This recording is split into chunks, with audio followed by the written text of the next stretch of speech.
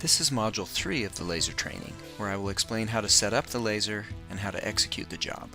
Specifically, I will show you how to turn on the power, how to focus the laser, how to set the origin, how to open and print a drawing, and how to select Go to begin engraving. Turning on power is pretty simple.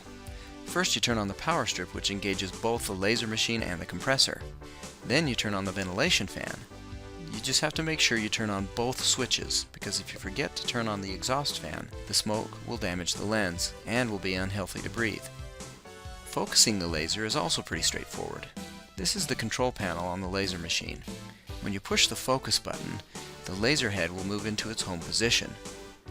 You will notice that the gantry includes a leg that you can pivot down. The length of this leg is equal to the focal length of the lens. You can use the arrow keys on the control panel to move the table up and down until the material is just touching the bottom of the leg, assuring that the material is the correct distance from the lens. Then just pivot the leg back up and snap it into its stored position. Focusing the laser is just that simple.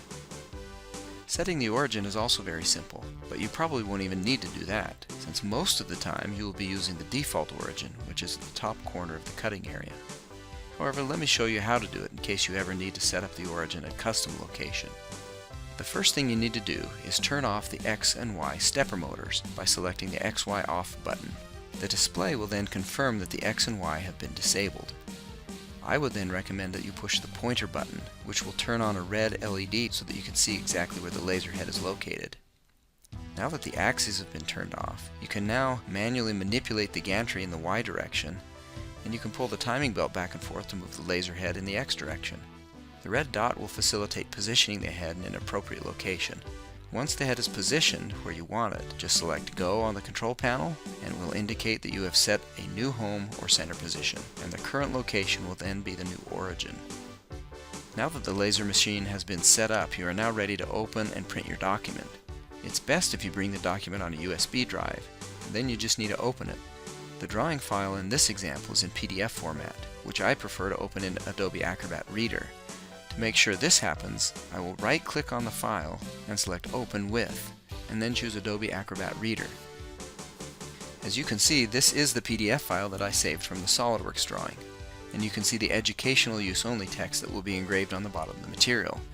I apologize about that, but I haven't been able to figure out a way to remove that. But that's okay, it doesn't take up too much space anyway, and at least it won't get engraved on the part I want to keep. And it's a good reminder that anything you do in SOLIDWORKS should not be for commercial gain. Now I just select Print, which brings up the printer dialog box. I will select the drop-down arrow so that I can see the list of available printers and will find the Epilog Zing engraver.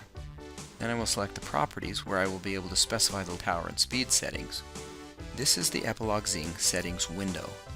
This area allows me to specify whether I just want to raster engrave, or just vector cut, or both. Here is a copy of the recommended settings table from the user's manual that will be posted near the laser cutter. I hope you realize that these settings are just initial recommendations. Your material might be slightly different, and you would therefore need to adjust your settings. But at least this is a good starting point. You can see here that it suggests that raster engraving wood at 500 dpi may need a speed of 70% and a power of 100%.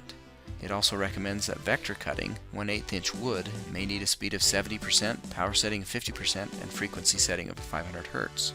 I'm going to tweak the recommended raster settings a little bit since I'm using Baltic birch plywood instead of cherry or alder wood.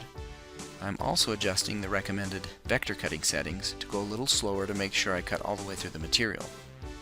This is the dithering setting, which is used when engraving pictures that are in grayscale. Feel free to play with this setting to find out which dithering styles give you the best results. It is important that you also set the piece size to be the same as the sheet size of your drawing. I've set mine to 24 inches wide by 12 inches tall, since that is how large my sheet size is in my drawing. I can now select OK to accept and close the Laser Properties window, which brings me back to the Print window. If I am printing a PDF document, it's important that I remember to select actual size and to allow auto-selecting of portrait or landscape orientation. I can look at the print preview to make sure everything looks okay, and select Print to send the job to the laser cutter. When I look at the control panel on the laser cutter, I can tell if the job was sent successfully, since it increments the job number up by 1 from where it was last. In this case, it's indicating job number 2, and it also lists the file name of the drawing. Mine is called Rack and Pinion. Now if I select Go, it will execute this job and begin the engraving operations first, followed by the cutting operations last.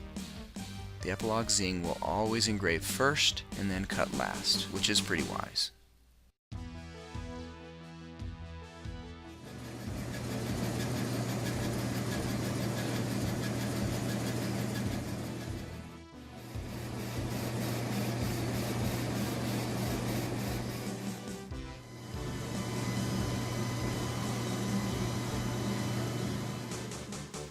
Here's a photograph of my finished parts.